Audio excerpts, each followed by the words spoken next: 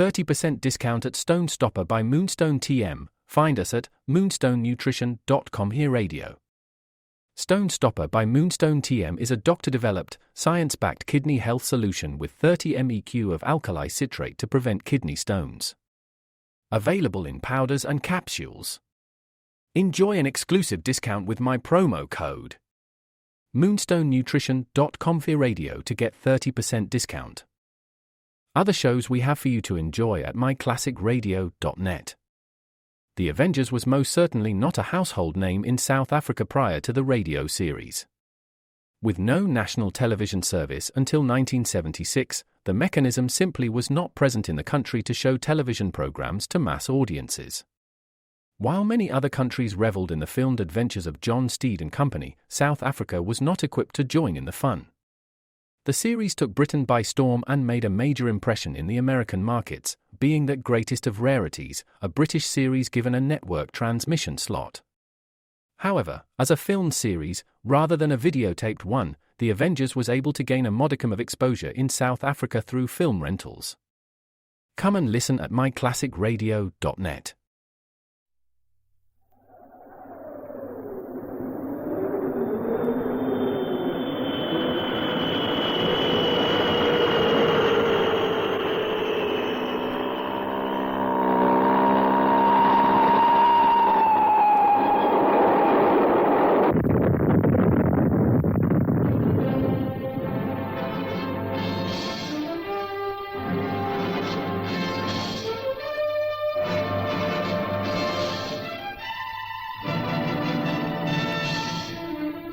High Adventure.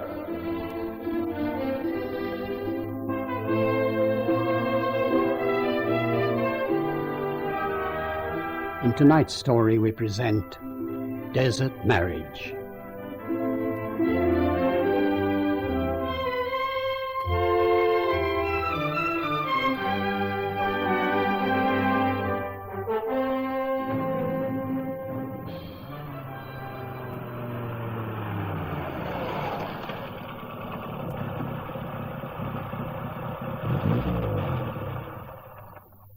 This here's the eyes point for miles around. See if you can get Major Rawlins now. Not much hope of that. Still, got to keep trying, I suppose. Badger calling Lynx. Badger calling Lynx. The bleeding batteries are getting low by now. Keep trying. Badger calling Lynx. Badger calling Lynx. Are you receiving me? Lynx to Badger. Lynx to Badger. Thought you'd copped it. Over. Near copped it, sir. We got spotted by a Jerry convoy of trucks and half-tracks. We got clear, but Corporal Hawks and Private Thompson was killed by machine gun fire. Over. So there's just two of you. Right. I want you to head back for base. We'll meet there. Huge convoys of German troops, tanks, and equipment are heading east to the front. So I'm advising you to go south and steer well clear. Over. And you, sir? We can wait for you at the fuel dump. Over. Negative. I'm going by the fastest route east to try and dodge them. There's still a few gallons of fuel at our Makara dump, enough for us to get through. Best of luck, Badger. Over and out. So we're on our own, eh? Yeah, but I'd rather be going south like us than trying to work our way through Rommel's Africa Corps. Let's take a look at the map and see what we're in for.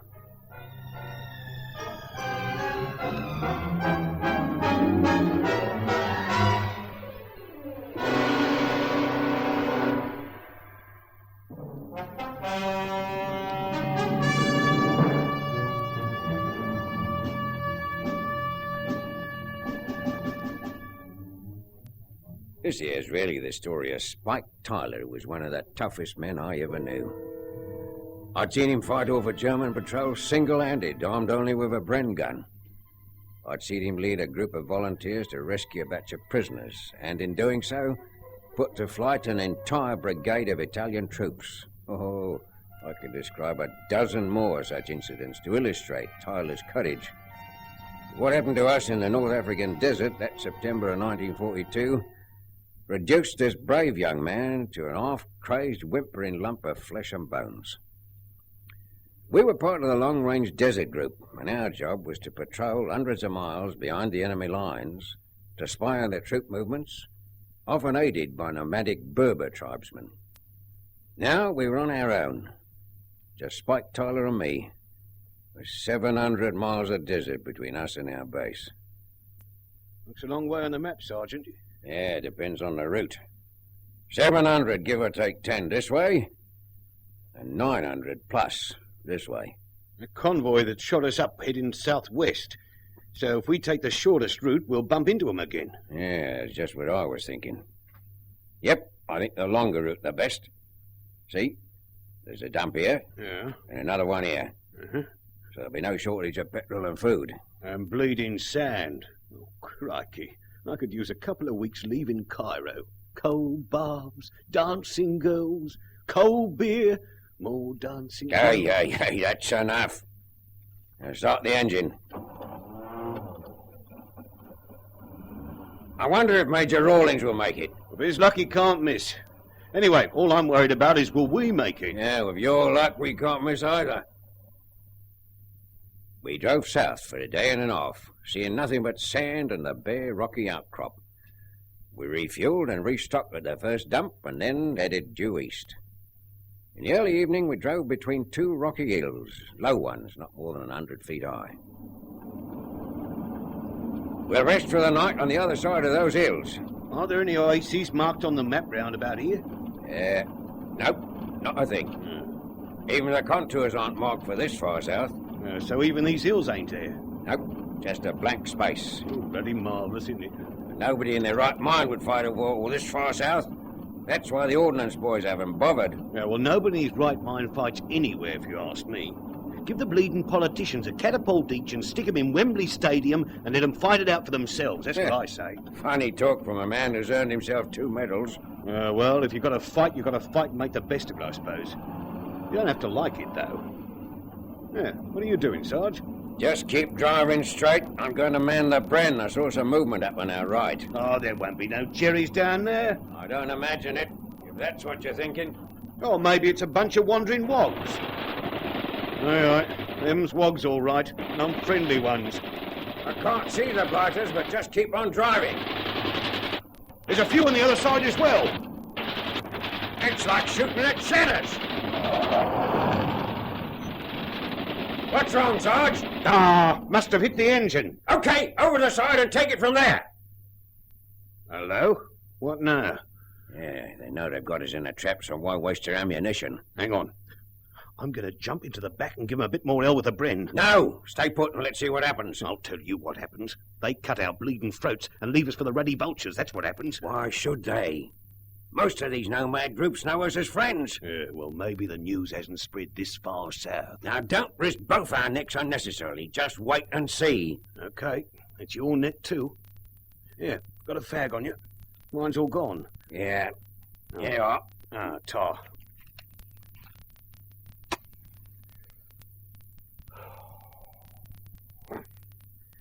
Well, I wish them Johnnies up there had let us know what's on their bleeding minds. I wonder. Well, tell us what you're wondering, Sarge. Well, maybe it's a problem of identification.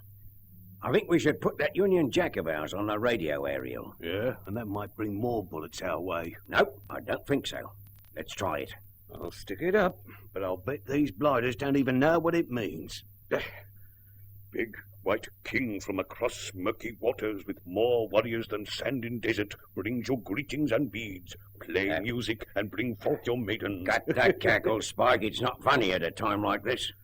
All right, there it flies, Sergeant. It'll either get us killed or make 'em surrender. Duck down again before you get your head shot off. Well, there's not much happening. Maybe they think the Union Jack's some kind of code signal. I said cut that cackle.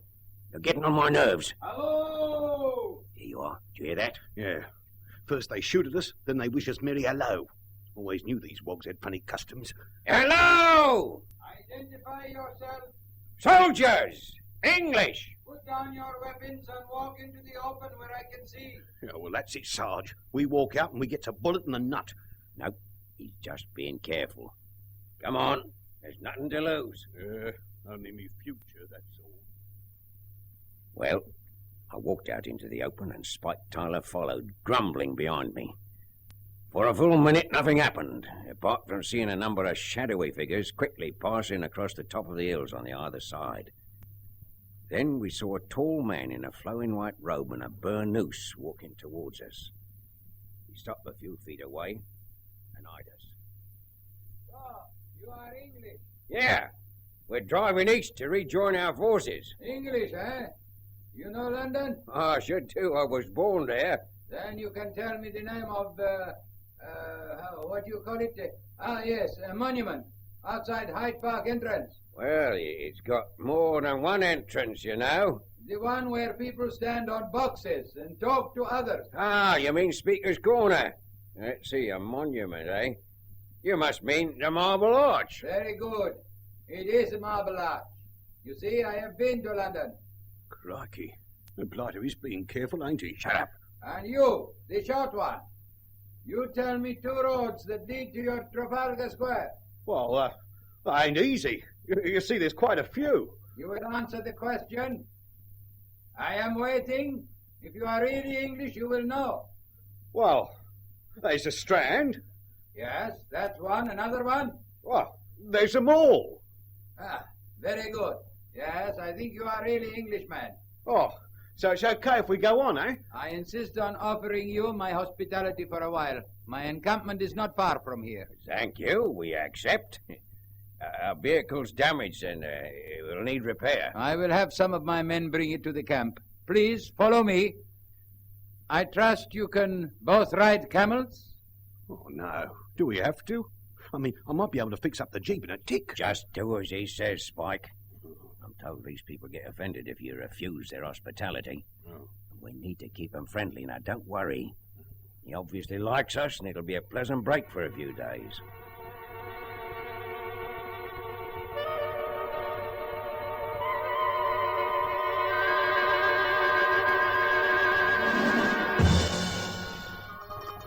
The Arab party consisted of more than 50 men.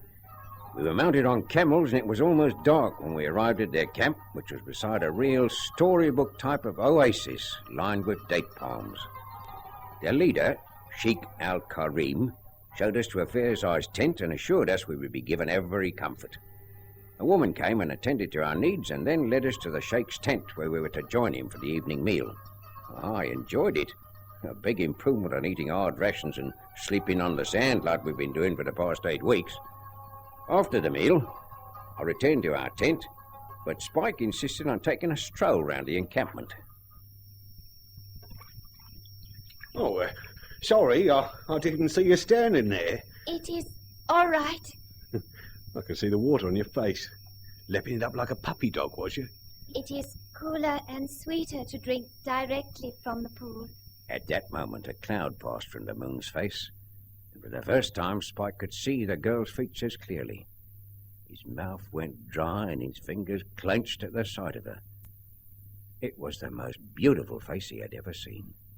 Now, Spike was no ladies' man. He had a love 'em and leave 'em philosophy. But this was something entirely different, as though this beautiful Arab girl had cast a spell of enchantment over him. Seeing Spike's expression, the girl instinctively covered the lower part of her face with a yashmak, leaving only the brightness of her eyes exposed. She went to move away to the tents. Here, don't go. I want to talk to you. I cannot stay. It is forbidden for us to talk. Well, it does no harm. What's your name? Yasmin. Yasmin. It's a nice name. Sounds like a flower. I'm Edwin Tyler, and my friends call me Spike. Why do you have to cover such a pretty face like that? It is our way.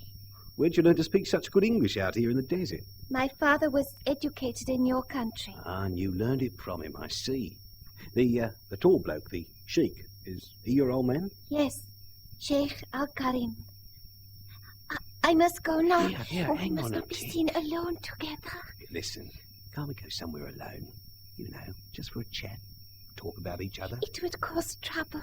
No. Oh, I don't mean now, tomorrow. Just after it's gone dark. Look, there's a hill over there. I'll see you on the other side. It's the date. I cannot do Oh, it. come on, think it over, Yasmin. I'll be waiting there for you. You do not understand. As soon as it's dark. Enjoy your stroll, Spike? Not much to see, is there? Plenty. Look, you ain't going to believe this, but I met a girl. I tell you, she's the most beautiful thing on 2 feet. Ah, you've been away from women so long, Spike, even an old crone who's gone bald would look like Betty Grable. Now, don't skip me, Sergeant. I'm serious. She fair made me eyes pop out. She was drinking water at the pool, and I got chatting to her. Now, look, all right, if you want me to be serious. Don't meddle with these women here. It's dangerous. If one is given to you by the sheik, then it's okay, but don't go round chatting them up. These people have got some damn funny ideas, and we can't afford to give offence in return for their hospitality. Are you listening to me? Yes, her name's Yasmin. You're not listening. Sheikh's daughter. You must be out of your tiny little mind. A sheik's daughter? Now, take warning, Spike. I know these people. And if you're caught with this girl, they'll bury you up to your neck in sand and deposit a few scorpions close by to keep you company. Now, lay off her, Spike, for your own sake. I've made a date with her for tomorrow night.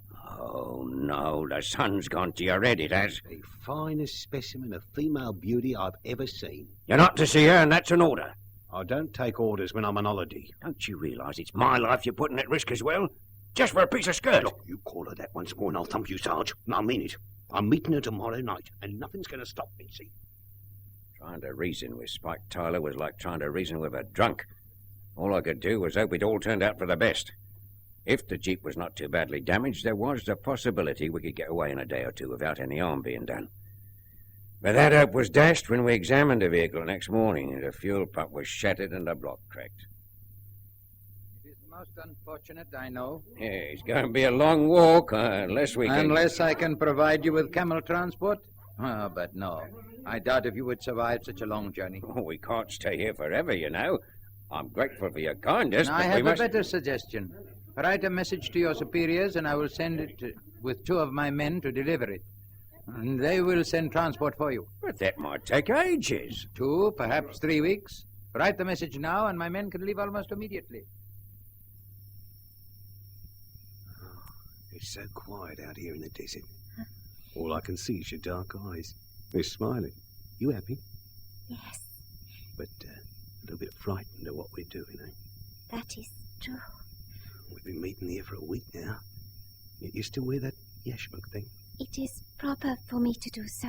Yep, my mate tells me that a girl will lower it to the man that she loves. Is that right? My face is for his eyes only.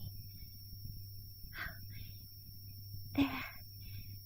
Now you can see my face. And what lies in my heart. Yasmin, you're so beautiful. Come closer. You know what a kiss is. You mean the affair's gone that far? Honestly, Spike, I wish you wouldn't tell me all this. Oh, but I'm crackish about the girl. I've got to tell someone. Put yourself in my boots, will you? If I was in your boots, I'd forget all about it and start running all the way to Cairo, mate. Don't you see it can't go on like this? In a couple of weeks we'll be leaving, and what then? That's a problem I've been trying to work out. There's no solution except a secret bye-bye. Yeah? Well, we'll see about that. It would be a wonderful adventure, but so very dangerous. Yeah, but with determination, we could make it. For the next 2 nights, I will collect food. The night after that, we can go. Look, I know a dump on the way where there's plenty of food. No, we must not take a known route. It is better to travel far to the south. You, dressed as one of our people, a dumb servant. Yeah, you've got your head screwed on right, lass. I'll have to leave the field work to you. Here, roll back a little. Look at those stars. Sad bright. I wish I knew how to read them. What the future holds for us. Stand to your feet, my daughter. My father! There! He has been watching us. Do as I tell you, Yasmin. You Englishmen, lie as you were, or you will die. Father, I want to explain to you. I have seen your shame. There is nothing to be explained. There is, and I am not ashamed. I love this man. Love him? Yes, Real love? A love that will last through eternity? Or are you a plaything for him to enjoy while he is with our people? I do love her. So much so that I'd marry Yasmin if there was a way. Ah. So you would marry my daughter, eh? Tomorrow. Now, if I have the chance. It is not customary for our women to marry outside the community, unless politically expedient. Father, please let us marry. It is for you to make or break our laws. So it shall be. This man will marry you tomorrow. Now go. Join the women. For a brief moment, Yasmin's eyes met Spike's, and then she turned on her heel, raised her yashmak, and walked away. Spike still lay on the ground, the grim-looking Sheikh Karim's gun pointing at his belly. You may now stand up. Look, I want to thank you. Yasmin and I really do love each other. I want you to know that. I'll look after her, I promise, and I need no promises or assurances from you. Remember this. You are a man who has taken advantage of my hospitality. You have sullied the honor of my family. That is a truly terrible crime in this part of the world. She is not a cheap woman from Soho, yet you lay here with her in the disgusting manner I have seen of your people on Hampstead Heath. Look, you've got the wrong idea. Our meeting was in secret, see? I wish to hear no more from you. You will marry Yasmin tomorrow according to our custom. Then you may do with her what you wish. She will no longer be my daughter, nor of our people. You mean he's going to let you marry her? Yeah, according to their custom, he says. Crikey, that's a turn-up for the books. Your luck's held out, Spike. His stay in England must have broadened his mind. So, I'll be able to take her with us. And we can get married properly when I get a spot of leave. You know, I'm dying to see the face of the woman who can send a man like you overboard. She must be something like out of a fairy tale. I'm telling you, she is, mate.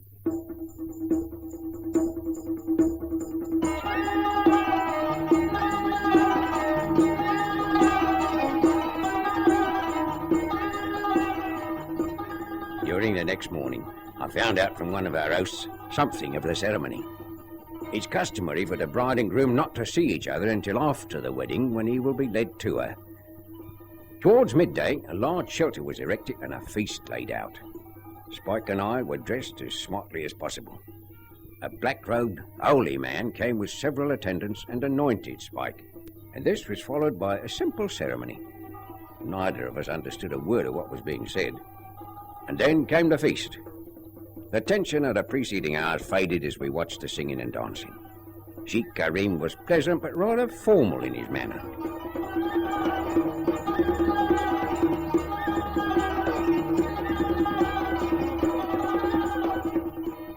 It was late in the afternoon when the holy man, in company with Sheikh Karim, came up to Spike. Come, we will take you to your bride. Oh, Tar, I was beginning to give up hope. We stood up. Spike walked between the Sheikh and the holy man, while I followed a discreet distance behind. The rest of the people followed behind me. We walked down an avenue of black tents and turned a corner. And there stood Yasmin, her face bared and expressionless, and I gasped at her beauty. She wore around her neck a long black and scarlet cloak that reached to the ground. She was flanked on either side by a female attendant. Behind Yasmin was a long, low bundle covered by a brightly coloured blanket. A dowry, I thought. Your bride awaits you. No, wait. You will do it according to custom. Go to her slowly and remove the cloak. From that moment, you may do with her as you wish. Take her cloak off? Well, all right. Spike slowly walked over to Yasmin and unfastened the clip that held her cloak. As it fell away, he staggered back. Yasmin! Yasmin! Oh, no! No, Yasmin! Oh, Yasmin!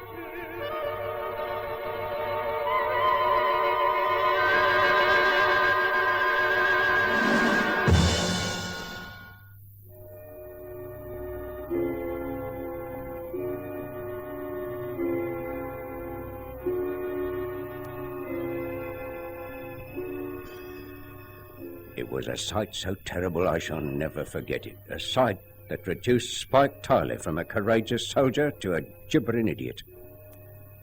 As the cloak fell, we saw it was only Yasmin's head, fixed on a pole.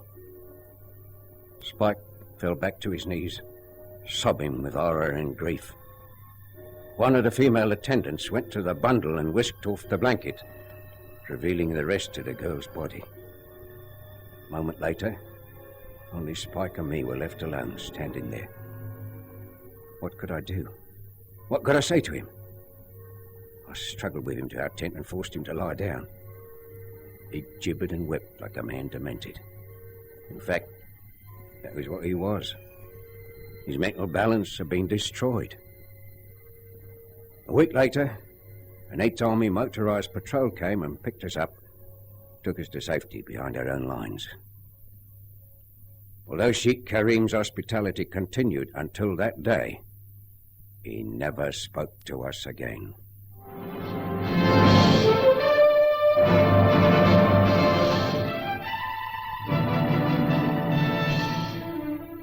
High Adventure is produced by Henry Duffenthal.